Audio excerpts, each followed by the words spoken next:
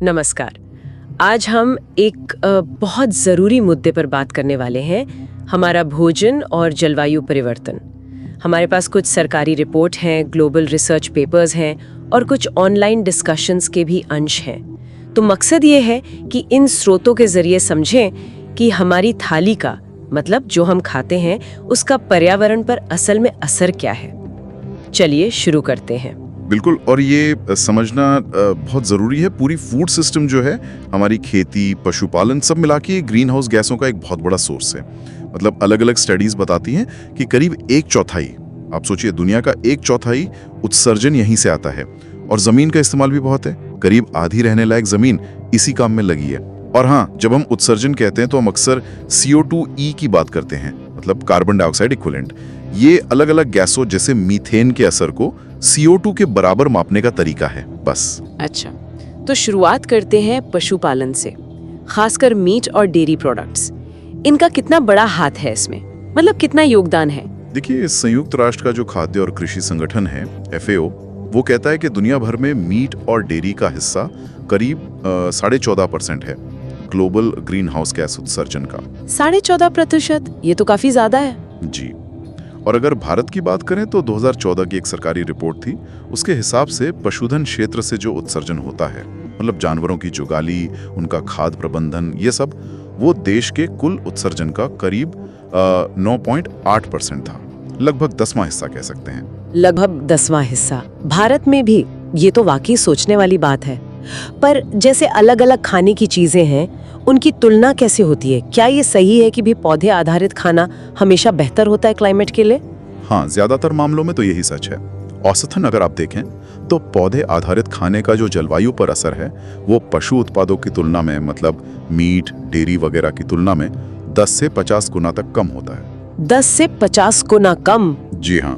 और इसमें भी बीफ यानी गाय का मांस और लैम्ब, भेड़ का मांस, इनका असर सबसे ज्यादा होता है। अच्छा, ऐसा क्यों? इसकी मुख्य वजह है, एक तो मीथेन गैस जो जुगाली करने वाले जानवर छोड़ते हैं, और दूसरा जमीन का इस्तेमाल, क्योंकि इनके लिए बहुत जमीन चाहिए होती है और कई बार तो उसके लिए जंगल भी काटे जाते हैं। भारत में भी तो इस पर कोई स्टडी हुई थी, है ना? ICAR की शायद? हाँ, बिल्कुल।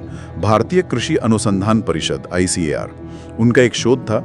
उसमें पाया गया कि भारत में अगर एक सामान्य वयस्क पुरुष का संतुलित शाकाहारी भोजन लें तो उससे रोज का उत्सर्जन करीब 0.72 किलोग्राम CO2e होता है। ठीक है।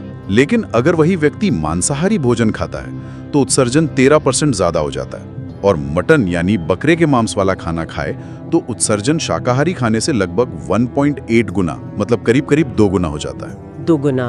अच्छा। पर यहाँ एक और बात आती है, वो स्थानीय भोजन वाली, ईट लोकल। कई लोग कहते हैं कि भाई पास में पैदा हुआ मीट खाना दूर देश से आई हुई सब्जी से तो बेहतर ही होगा। इसमें कितना दम है? हाँ, ये बहुत कॉमन तर्क है, पर रिसर्च कुछ और कहानी बताती है। मजे की बात यह है कि खाना कितनी दूर से आया है, मतलब उसका ट्रांसपोर्ट, वो उसके कुल कार्बन फुटप्रिंट का अक्सर बहुत छोटा सा हिस्सा होता है, खासकर अगर वो समुद्री जहाज से आया हो। सच में? मतलब ट्रांसपोर्ट का असर कम है? जी, ज्यादातर फूड आइटम्स के लिए हाँ। असली जो बड़ा हिस्सा है उत्सर्जन का, वो उत्पादन में होता है। मतलब खेती कैसे हुई, जानवर पाले गए तो कैसे, जमीन का इस्तेमाल कैसे बदला, कितनी खाद लगी, ये सब ज्यादा मायने रखता है। तो एक तरह से सोचिए, बीफ का थैला बहुत भारी है कार्बन के लिहाज से, भले ही वो पास की दुकान से आया हो, और दाल या सब्जी का थैला काफी हल्का, भले ही वो दूर से आया हो। हाँ, हवाई जहाज से आने वाले फल सब्जियां थोड़ी अलग बात है, उनका फुटप्रिंट ज्यादा होता है। ये तो सोचने का नजरिया बदलता है। लेकिन एक और पहलू है, हर जमीन पर तो फसल नहीं उग सकती ना। कुछ इलाके ऐसे भी तो हैं जहां पशुपालन ही लोगों के जीने का सहारा है। बिल्कुल सही कहा आपने, ये बहुत वैलिड पॉइंट है। कुछ इलाके हैं दुनिया में, जैसे नॉर्वे या नामीबिया का जिक्र मिलता है सोर्सेज में, जहां जमीन ऐसी है कि फसल उगाना बहुत मुश्किल है या नामुमकिन है। वहां लोगों की आजीविका, उनका खाना पीना पारंपरिक रूप से पशुपालन पर ही टिका रहा है। और ये भी है कि जानवर अक्सर वो चीजें खाते हैं जो इंसान नहीं खा सकते, जैसे फसल का बचा हुआ भूसा या घास, और उनकी खाद खेतों के लिए भी फायदेमंद होती है। तो फिर क्या समझे इससे? मतलब कोई सीधा साधा हल है इस सब का? देखिए, हल सीधा तो नहीं है, मामला काफी पेचीदा है। एक तरफ तो ये साफ है कि दुनिया भर में अगर हम मीट और डेयरी, खासकर बीफ की खपत कम करें तो उत्सर्जन में बहुत बड़ी कमी आ सकती है। एक आईपीसीसी का एनालिसिस है, वो बताता है कि अगर पूरी दुनिया शाकाहारी हो जाए तो 2050 तक हर साल करीब 6 अरब टन CO2e उत्सर्जन कम हो सकता है, और अगर वीगन हो जाए, मतलब डेयरी भी छोड़ दें, तो करीब 8 अरब टन। इसका एक बड़ा हिस्सा वो जमीन होगी जो पशुपालन से खाली होगी और उस पर जंगल वापस लग सकेंगे। 6 से 8 अरब टन, ये तो बहुत बड़ा आंकड़ा है। हाँ, बहुत बड़ा। लेकिन दूसरी तरफ हमें ये भी देखना होगा कि स्थानीय हालात क्या हैं, लोगों की रोजी रोटी कैसे चलती है, उनकी पोषण की जरूरतें क्या हैं। और सिर्फ खाना बदलने की बात नहीं है, खेती के तरीकों को बेहतर बनाना भी जरूरी है। पशुओं को जो चारा खिलाते हैं उसमें सुधार हो सकता है। जैसे भारत में ही ICAR ने हरित धारा नाम का एक फीड सप्लीमेंट बनाया है, जिससे जानवरों से मीथेन का उत्सर्जन कम होता है। अच्छा, हरित धारा। जी। और फिर कचरे का मैनेजमेंट भी है। जैसे भारत सरकार का कहना है कि बूचड़खानों का कचरा ज्यादातर बायोडिग्रेडेबल होता है और इसका क्लाइमेट पर असर बाकी स्रोतों से कम है। तो ये सब पहलू भी हैं। तो मतलब कुल मिला के ये कह सकते हैं कि हमारे खाने के जो चुनाव हैं उनका जलवायु पर गहरा असर तो है ही, और उसमें पशु उत्पाद, खासकर बीफ और लैम, इनका वजन ज्यादा भारी पड़ता है। बिल्कुल।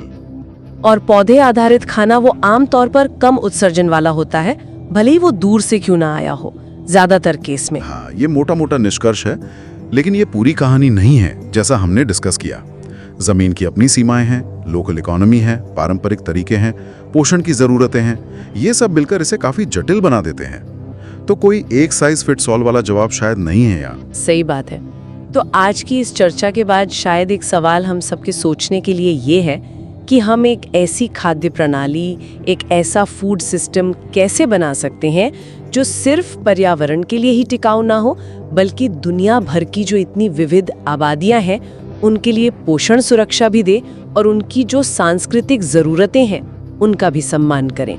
इस पर जरूर सोचिएगा।